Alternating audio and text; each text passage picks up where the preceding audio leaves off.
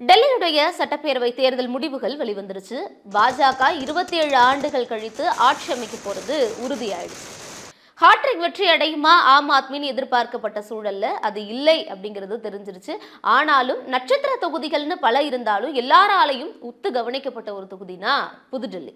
ஏன்னா அங்கதான் முன்னாள் முதல்வர் அரவிந்த் கெஜ்ரிவால் களமிறங்கி இருந்தாரு ஆம் ஆத்மி சார்பில். காங்கிரஸ் சார்பில் தொடர்ந்து இதற்கு முன்னாடி 15 ஆண்டுகள் ஆட்சி அமைச்சிருந்த காங்கிரஸ் பீரியட்ல முதலமைச்சராக இருந்த ஷீலா தீக்ஷித்துடைய மகன் சந்தீப் தீக்ஷித் களமிறங்கி இருந்தார். இப்படி ஒரு முன்னாள் முதல்வர் இன்னொரு முன்னாள் முதல்வருடைய மகன்னு காங்கிரஸ் ஆம் ஆத்மி இருபெரும் வேட்பாளர்களை களமிறக்கி இருந்தாங்க.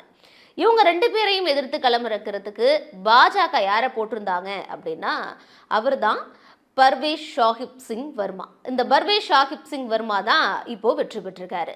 எலெக்ஷன் கமிஷனோட தரவுகள் படி இவங்க 3 பேரும் வாங்கின வாக்குகள் என்ன அப்படின்னா, பர்வேஷ் ஷாஹிப் சிங் வர்மா 30,088 வாக்குகளும், அரவிந்த் கெஜ்ரிவால் 25,999 வாக்குகளும், சந்தீப் தீக்ஷித் 4,568 வாக்குகளும் வாங்கியிருக்காங்க. இப்படி அரவிந்த் கெஜ்ரிவால் மற்றும் சந்தீப் தீக்ஷித் 2 பேரையும் தோற்கடிச்சு பர்வேஷ் ஷாஹிப் சிங் வர்மா வெற்றி பெற்றிருக்காரு. இவரே யார்?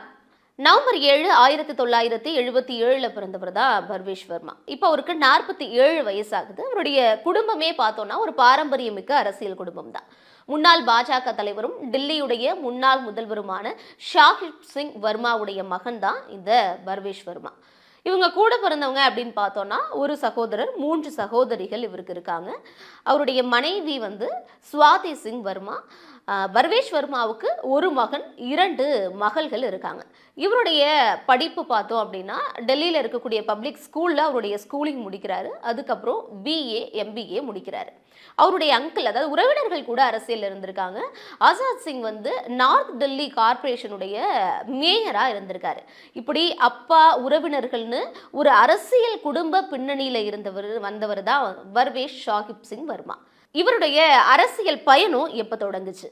2013 முதல்ல தேர்தல் அரசியலுக்குள்ள வராரு பர்வேஷ் வர்மா. 2013 டெல்லி சட்டப்பேரவை தேர்தலில் முஹ்ராலி தொகுதியில் களமிறங்குறாரு.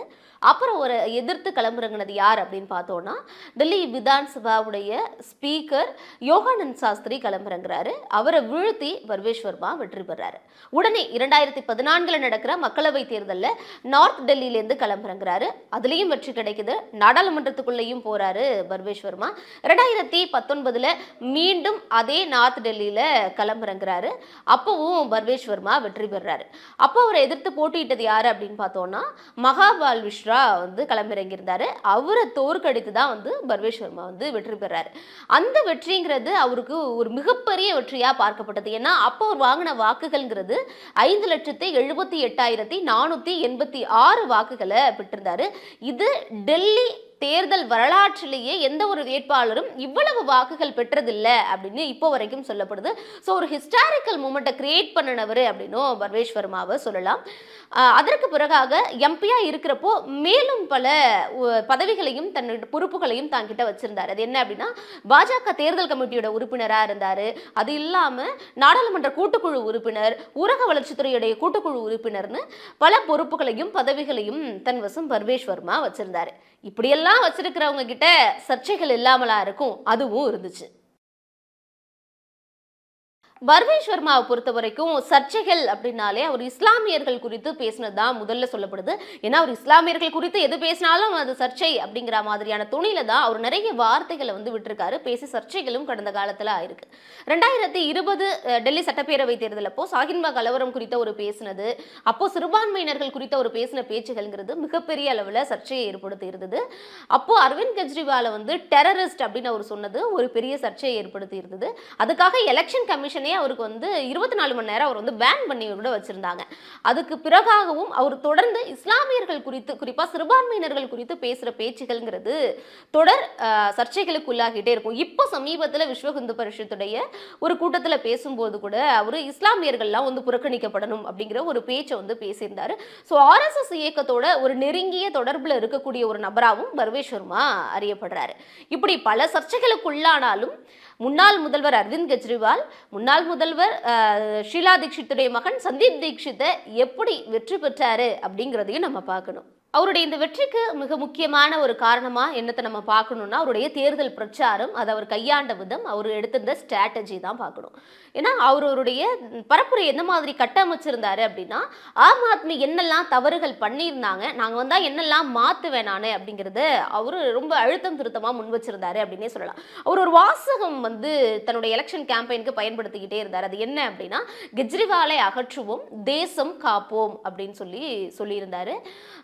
டெல்லியில் இருக்கக்கூடிய அரசு நிர்வாகத்துடைய சீர்கேடுகள், என்ன மாதிரியான அரசு நிர்வாகம் கோளாறுகள் இருக்கு, எப்படி சரியா அரசு நிர்வாகம் இயங்கலை அப்படிங்கிறத சுட்டிக்காட்டி தன்னுடைய பரப்புரையுடைய கருப்பொருளா வச்சிருந்தாரு.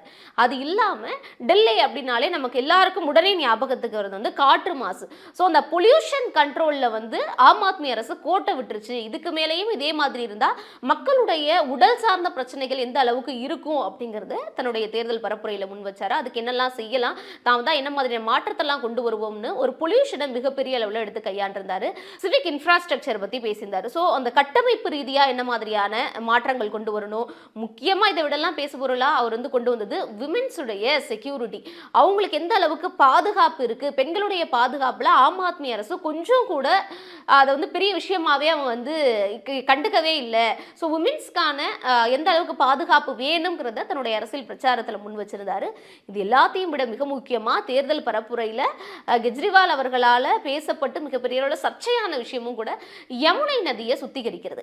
யமுனை நதியை சுத்திகரிக்கிறது சம்பந்தமா என்ன மாதிரியான வாக்குறுதிகள் கொடுத்திருந்தீங்க, அதெல்லாம் என்ன ஆச்சு, எப்படி கோட்டை விட்டீங்க, யமுனை நதி எவ்வளவு முக்கியமானது, அது யமுனை நதியை தூய்மைப்படுத்துறதுங்கிறது எவ்வளவு முக்கியம், ஏன் தூய்மைப்படுத்தலை, ஸோ யமுனை நதியை தூய்மைப்படுத்தணும் அப்படின்னு நீர் சார்ந்த விஷயங்களா இருக்கட்டும், இதுக்கு மேல என்விரான்மெண்ட் அப்படிங்கிறது டெல்லியில எந்த அளவுக்கு இருக்கு, அதை எப்படி பாதுகாக்கணும் அப்படின்னு டெல்லி அரசு கொடுத்த வாக்குறுதிகளை கோட்டை விட்டதும், அவங்களுடைய பாதுகாப்பு, அரசியல் நிர்வாகம், அரசு நிர்வாகம், இதெல்லாம் என்ன மாதிரியான பிரச்சனைகள் இருக்கு அப்படிங்கிறதெல்லாம் மேற்கோள் காட்டி கெஜ்ரிவாலை அகற்றுவோம், தேசம் காப்போம் அப்படின்னு தன்னுடைய பரப்புரையை கட்டமைச்சிருந்தாரு பர்வேஷ் ஷாஹிப் சிங் வர்மா. அவருடைய அந்த ஸ்ட்ராட்டஜி அப்படியே ஒர்க் அவுட் ஆனதுனால தான் இப்போ அரவிந்த் கெஜ்ரிவாலையும் சந்தீப் தீக்ஷித்தையும் தோல்வி அடைய வச்சு மிகப்பெரிய வெற்றியை பெற்றிருக்கிறாரு. அது மட்டும் இல்லாமல் இந்த வெற்றிக்கு பிறகாக டெல்லியில் அடுத்த முதல்வர் யார் அப்படிங்கிற ஒரு கேள்வி வந்திருக்கு. பாஜகவில் நிறைய பெயர்கள் சொல்லப்பட்டாலும், குறிப்பாக மனோஜ் திவாரி மாதிரியான பெயர்கள் சொல்லப்பட்டாலும், பர்வேஷ் வர்மாவுடைய பெயர் அப்படிங்கிறது முதன்மையான பெயரா அரசியல் விமர்சகர்கள் பலராலையும் பத்திரிகையாளர்களால் சொல்லப்படுது. காரணம், மிக முக்கியமான இருவரை தோற்கடித்து வெற்றி பெற்றிருக்காரு. இதற்கு முன்பு அவரு தேர்தலில் களம் கட்ட எல்லாத்துலேயும் வெற்றி பெற்றிருக்காரு. என்ன மாதிரி ஒர்க் பண்ணியிருக்காரு அப்படிங்கிறதெல்லாம் பார்த்து பர்வேஷ் வர்மாவுடைய பெயர் முதன்மையானதா இருக்கு. இன்னொரு மிக முக்கியமான விஷயம், அவர் RSS உடையும் மிக நெருங்கிய தொடர்பில் இருக்கக்கூடிய ஒரு நபர் அப்படிங்கிறது சொல்லப்படுது. அதனால அடுத்த டெல்லியுடைய முதல்வராக பர்வேஷ் ஷாஹிப் சிங் வர்மா தான் வருவாரா, தன்னுடைய அப்பாவுக்கு பிறகாக அந்த இடத்தை பர்வேஷ் நிரப்புவாராங்கிற ஒரு எதிர்பார்ப்பு இருக்கு. ஆனா அந்த எதிர்பார்ப்புகள் இருந்தாலும் பாஜக எப்பவுமே எதிர்பாராததை எதிர்பாருங்கள்னு சொல்ற மாதிரி இதுவரைக்கும் யாருக்கும் தெரியாத ஒரு நபரை திடீர்னு கொண்டு இவர் தான் முதல்வர் அப்படின்னு கடந்த காலங்களில் சொல்லியிருக்கிறத நம்ம பார்த்துருக்கோம். ஸோ அப்படி ஒரு வேட்பாளரை திடீர்னு கொண்டு முன்னிறுத்துறாங்களா பாஜக அப்படிங்கிறதும் தெரியல. யார் அடுத்த டெல்லியுடைய தலைநகருடைய முதல்வர் அப்படிங்கிறத நம்ம பொறுத்திருந்து தான் பார்க்கணும்.